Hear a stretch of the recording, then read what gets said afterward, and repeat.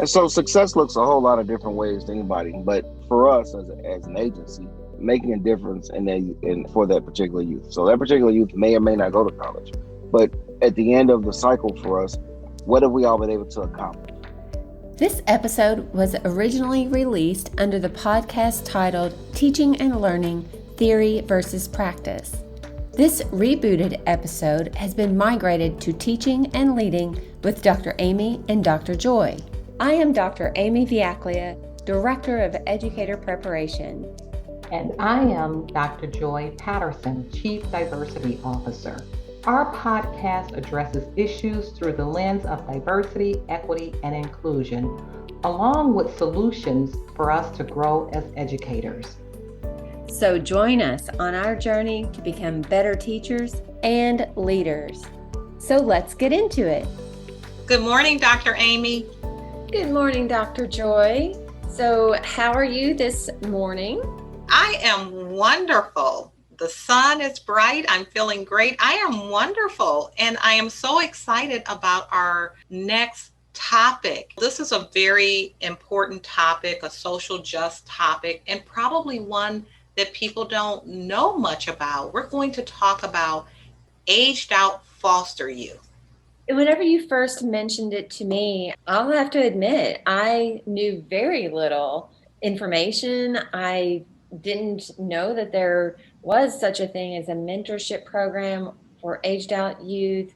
What happens when children in foster care reach 18? Yes, and there's 23,000 foster youth right now that are aged out. That's unbelievable.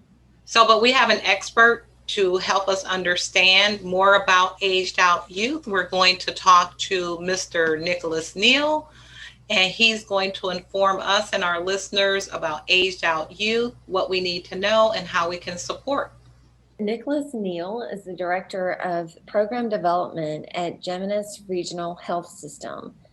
So he's a successful management executive with a proven track record of provoking change and providing effective thought leadership within an organization, exceptional ability to manage day-to-day operations, to balance budgets, lead and coach employees on exceeding business objectives, and executing solid business plans designed to enhance existing product and service offerings. His specialties include, but are not limited to, launching multiple public safety and social service programs for state and local government agencies, building teams of highly qualified case managers and public service advocates. He has effective collaboration experience and a proven ability to integrate multiple business units within an organization to achieve a common goal. I'm looking forward to speaking to Neal today about his experience and what our community can do to help aged out youth. Good morning. Mr. Neal, how are you? I'm pretty good. How about yourself? Good. It looks like you're multitasking. Thank you for giving us some time this morning. Anytime. We are so interested in this topic, and we know that many people don't know much about aged out foster youth. So just starting right off, can you tell us what constitutes really an aged out foster youth? How many are there? You know, I know there's like 23,000 in the US, but how many are there in your area? And give us kind of an idea of how significant this challenge is. So currently, one of the programs that we have through the Department of Child Services is the Older Youth Services, and we get and deal with all of the children or older youth who are in foster care. They can age out at the age of 23. Governor Holcomb passed a bill about 2 years ago, which extended it from 21 to 23, which means that they can still receive some form of state benefits until that time. We currently have a census of about 191 youth in our care. Of those, the ones who are close to aging out are about 52. And so those 52 youth are getting ready to establish themselves as young adults. Prior to doing that, what we try to come in and do with these youth are provide them with a stable home environment, which is we help them get an apartment, which is paid for by the state up until a certain age. So what we want them to do is while we're paying for the apartment, is for them to save their money while they're working. Because in order to get the apartment and to get some of these benefits, they need to be in school either full time, half time, or have a job or some type of trade school. Any of those things will suffice for us to be able to assist with rent, utilities, and groceries for a period between the ages of 18 to 21. From 21 to 23, they have limited access to funds, but our hope is that by the time they get to that age, they have saved quite a bit of their funds to be able to do those things. Some of the challenges is that, as you know, it sounds real easy what I'm telling you, but some of our youth have been traumatized, whether it's mentally, emotionally, physically, psychologically, spiritually.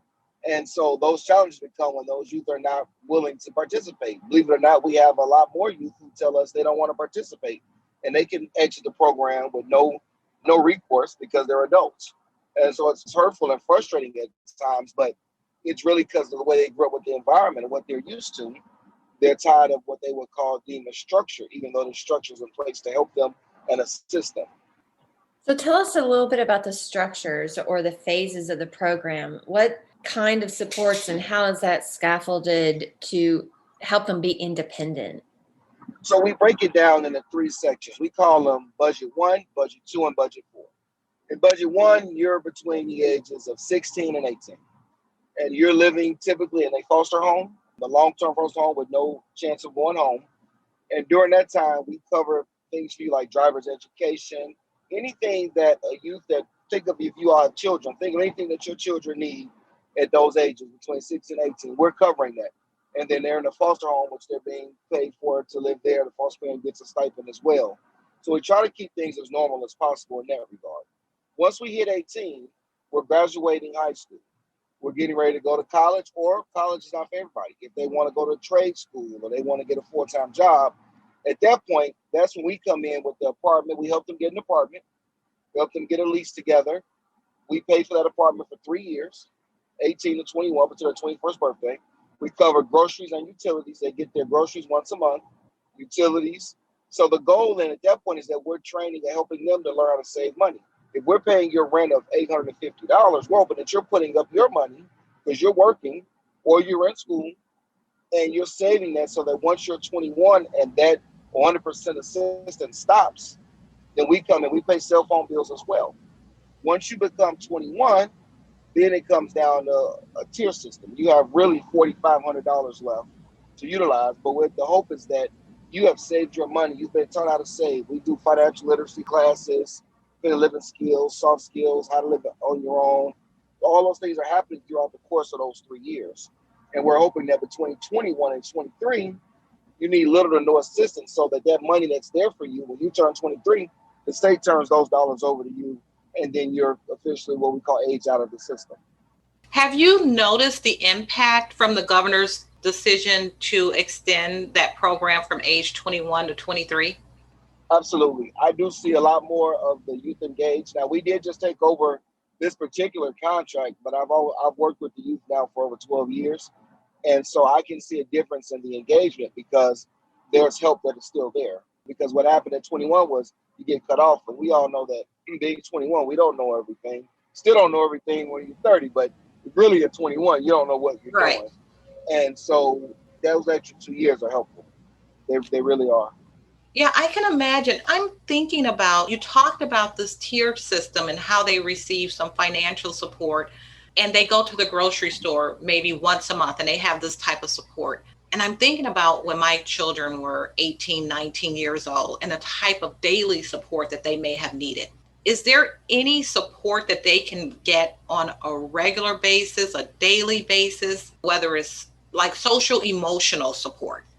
That's a great question. So that really depends on the involvement of the youth in services. We can't make the youth engage in services. For example, we may have a youth who will not answer our calls or talk to us until it's time to pay the rent.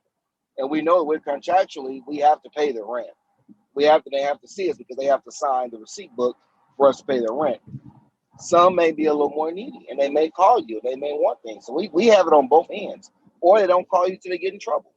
So the support is there. We also put in addition to our caseworkers for the youth we're assigned to, we have other services that we can put in if they're willing to meet with those providers for therapy, mentoring, Any of those things are available, but they have to be able to participate. We can't. That's the one thing about this program is you can't force the older youth to do something that they don't want to do.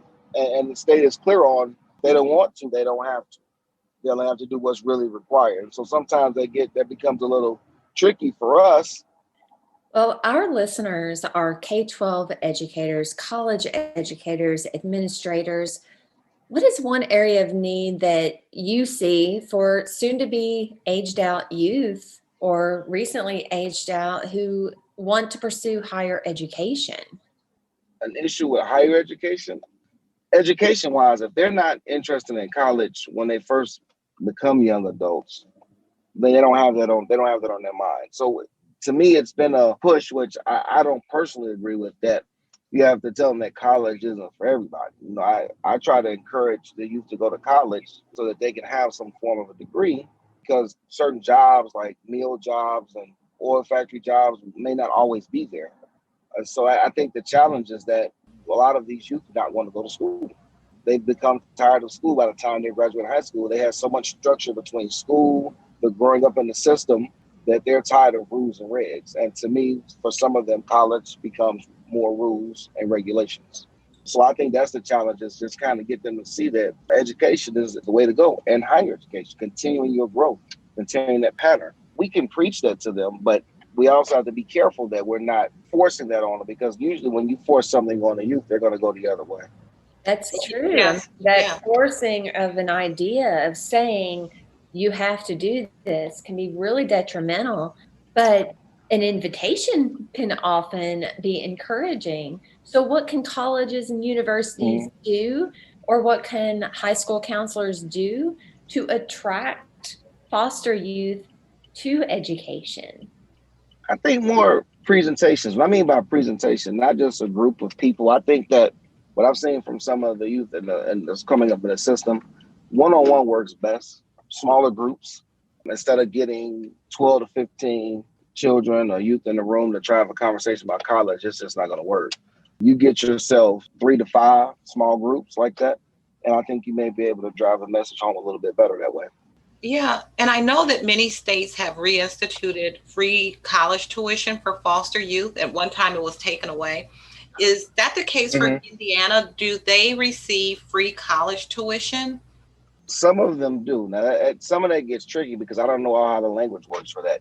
The few that we have had who have been in state, they've been able to get it. I know that the 21st Century Scholar Program is still a thing, because we still fill out those applications, because we just took this contract in July, and we did about 4 of those for some of the youth that were going to college. So we did have, out of the graduating class, we did send about 12 youth that were going to college. So they're considered independent, right? So as foster youth at 18, they're considered independent. So I imagine they qualify under those guidelines. Do you have any partnerships with colleges and universities? I have not gotten that far yet. I'm 6 months into this, but I hope to make some partnerships with, especially with like IU, because IU was really close to us. We got the location in Gary and the Purdue campus in Hammond. And then we have some others, the Purdue campus out in North Central, Westville, I think let's call that area. So we're looking to try to get that established, Right. And we're looking forward to helping on that front too. So we'd like to talk further about what that partnership could look like to attract, but beyond attracting these students, we want to be able to support so that we can retain them and they can persist through college. Our research shows us that even those that go to college, the persistence is very low. The graduation rate is extremely low. I read one article that only 3%, there's only a 3% chance that they will graduate, which is just an extremely low number. That's sad. Yeah. It is sad. So but it's hopeful to me. As sad as that is, this gives me lots of hope, and that what amazing things a partnership can do to attract them, because the goal is, you're setting them up and you're giving them a springboard, right? But the goal is for it to catapult them to a successful adulthood. And college is just one way. It's not the only way, but one way to give them that success. Well, think about success. How do you define success for for these aged out youth? And so success looks a whole lot of different ways to anybody, but for us as an agency, making a difference in for that particular youth. So that particular youth may or may not go to college, but at the end of the cycle for us, what have we all been able to accomplish? One of the big things I think is key is that they all have driver's licenses. If you want my opinion, I think people need to learn how to drive. You need to be able, because you can't get yourself someplace, you're never going to go anywhere. So I think we'll look at simple things from that. Did we finish high school? No, if we did finish high school and you said you didn't want to go to college, what were your dreams? What were your aspirations? Was it an apprenticeship that you wanted? Did we complete that? Did we follow up, make sure that every step of the way you had support that you needed to continue in that endeavor? When we get to the living situation, we found your place because they have a hand in finding a place they want to stay. And we do apartment shopping as well. We furnish the apartment, all of those things. Did we teach them every step of the way? Were we there? Can you honestly say that, I helped Michael with everything that he needed? I just didn't say, well, you pick something, we'll go pick it up. Did we actually go do it? I think the action of doing, as opposed to just saying I'm supposed to pay for it hits a little differently. And I think for us, that's what success looks like, is we were there with you. We assisted you. So when we get to the end of your journey, whatever that journey may be, a college degree or an apprenticeship or a steady job. And when I say steady job, I don't mean that your steady job is working at JCPenney's until you're 21 because you paid your rent. I mean a steady job where you can hang your hat on a potential career or further growth of where you're at. I think that's how we can measure success for some of the youth that we're involved in. Also, what we see a lot of youth when they get out of the system, they may want to re-engage with the bio family. How supportive is it of that? And sometimes that can be a little tricky because the bio family can have been a dangerous environment or not a good setting. And so now that the youth is quote unquote independent, but still under the guise of the program receiving these funds, what are we doing to make sure that you're not being taken advantage of? Which has happened just one of the short 6 months that we've had the contract. So it's just those kind of things that get in your mind and you're trying to work out and figure out what can you do and how can you do it. What about your personal goal? So beyond the agency goal, right? What is your personal goal and what do you see as success? And me personally, I want these kids to go to college. I want each kid that I come in contact with, young adult, we call them kids, young adult, to go to college and further educate themselves. Especially when you see them who they think that they can only do so much, and you have to tell them that you can do whatever you want. The sky's the limit. Being able to have a conversation with some of them so they can understand, whether it's for me or somebody on my team. But I personally would like to see each person at least attempt college, because you don't know what you don't like until you know. And so for me, I need everybody to try to go to college. Really, coming out of high school along the way, at least give it a shot and let's see what can we do. Because once you have that college degree, I think that it can help you later on in life. So that's a personal goal. Second, a goal of mine that I want to see from the youth is just to develop some of those interpersonal skills that we sometimes lack. And we have a mental health facility attached to our company, regional health systems. And if there's additional support needed, linking them. And when I say linking, I don't say, here's a pamphlet. Look, hey, man, I'm going to drive you to this appointment. I want you to go in there. I want you to sit down and meet with Dr. whomever. And let's just see if we can't get to the root of some of what your problems, issues are. And some youth are difficult. I think Dr. Joy, one in particular who's been a challenge for us. But if they're willing to participate, you have to be there for them to show them that you are. And so it's a fine line between holding that hand and then giving them something. So you want to make sure you're not holding a hand. I'm not going to take you to the appointment, go in and be a part of your therapy session. I think at some point needs to be some kind of separation there. But if you want to go, I'm going to take you. I don't want it to be a barrier that I'm scared to go. I don't have a ride, or can you take me? So those things, kind of being there for that support. I want us to be as supportive as possible when it comes to these older youth, because honestly, they're used to folks, walking away. That's a personal thing of mine.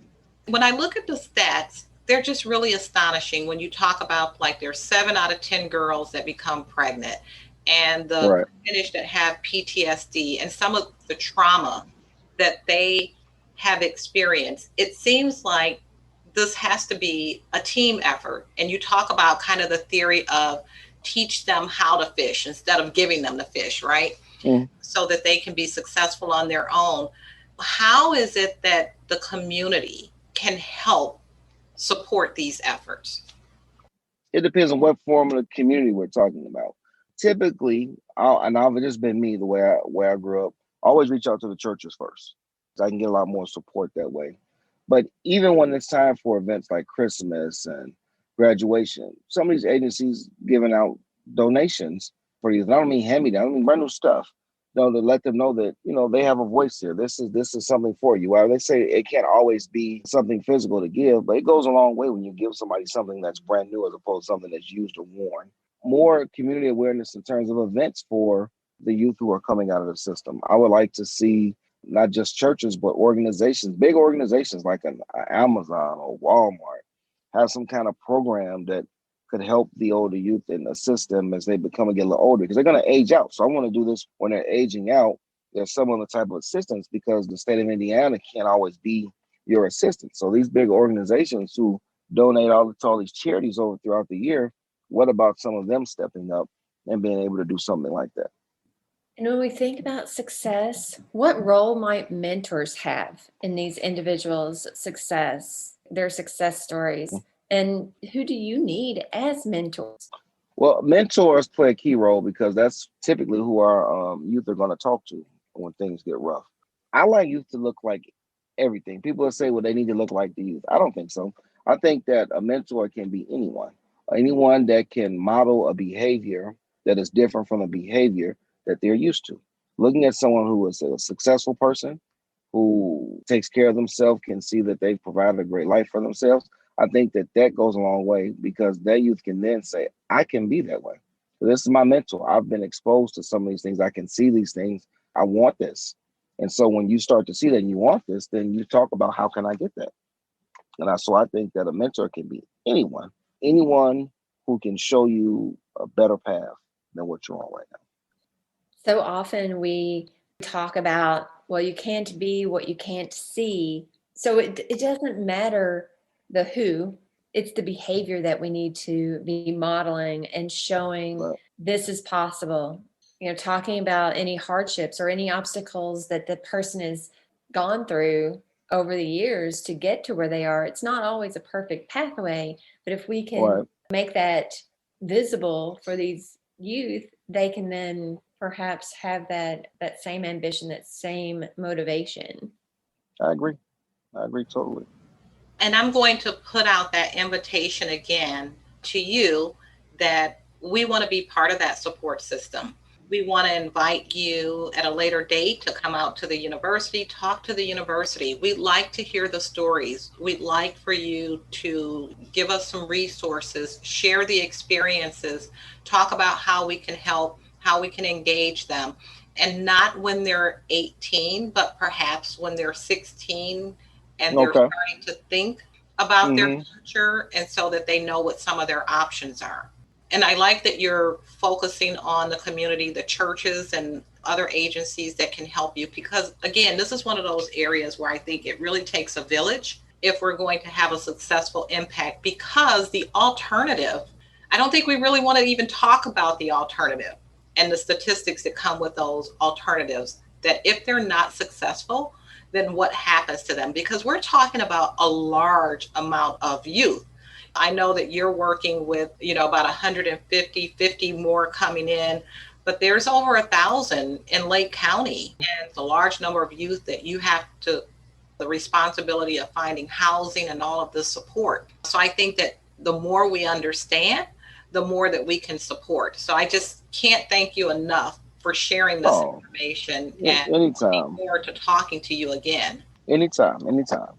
And I think it's important that, like you said, each individual has a story. And sometimes it's just a matter of taking that story and turning it into something positive. Before we end today, though, can you direct us to any resources, maybe books, websites, or people who can provide our listeners with more information on this topic of aged out youth? I would go with Lake County, Indiana Department of Child Services. There is a person, she works at Indianapolis. Her name is Anissa Evans. She is in charge of the entire state of Indiana as it pertains to the Older Youth Initiative. And she would be able to probably share even more data that looks at outside of just Lake County. She can look at the whole state. Other ways, if you're looking to partner and work with some of the youth foster care agencies in the area that whose parents have some of these kids. So just to name a few that I know of the villages who are located in Portage, Indiana. We have Dockside. I believe Dockside is located in Highland. We have one Benchmark Family Services. They're in Maryville, Indiana. NIAP, National Youth Advocate Program. They're big in the foster care. They're in Maryville. They're actually right across the street from me in my building. So those are just a few of the folks that work with the foster parents and the youth who are in the system. And some of them may be open to further conversations. At the villages, the contact person is Julie Villarreal.